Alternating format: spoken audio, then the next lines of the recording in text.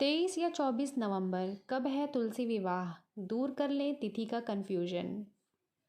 हिंदू पंचांग के अनुसार कार्तिक मास के शुक्ल पक्ष की एकादशी तिथि को देवउठनी एकादशी मनाई जाती है। इसके अगले दिन ही तुलसी विवाह का उत्सव मनाया जाता है।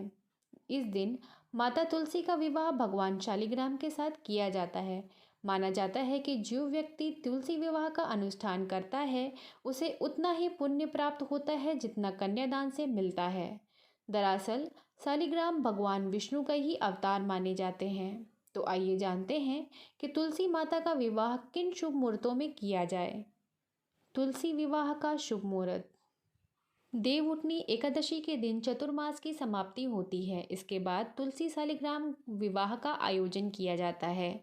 तुलसी विवाह के दिन द्वादशी तिथि 23 नवंबर को रात 9:01 पर शुरू होगी और समापन 24 नवंबर को शाम 7:06 पर होगा।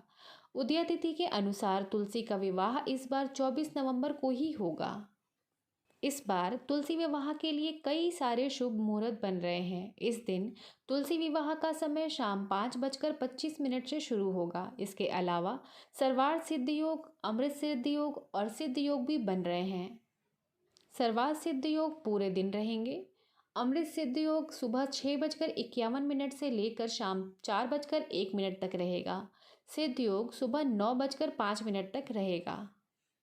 तुलसी विवाह की पूजा विधि।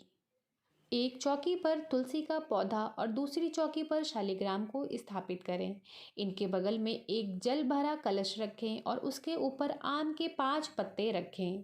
तुलसी के गमले में गेरू लगाएं और घी का दीपक जलाएं।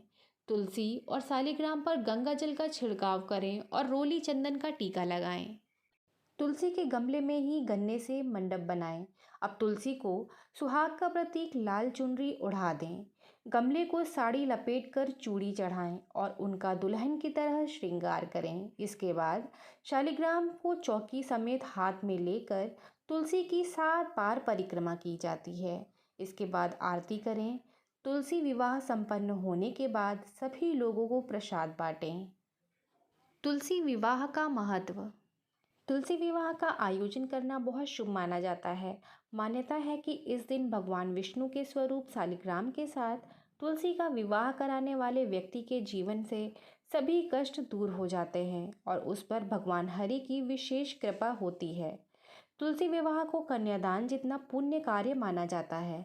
कहा जाता है कि तुलसी विवाह संपन्न कराने वाले को वैवाहिक सुख प्राप्त होता है।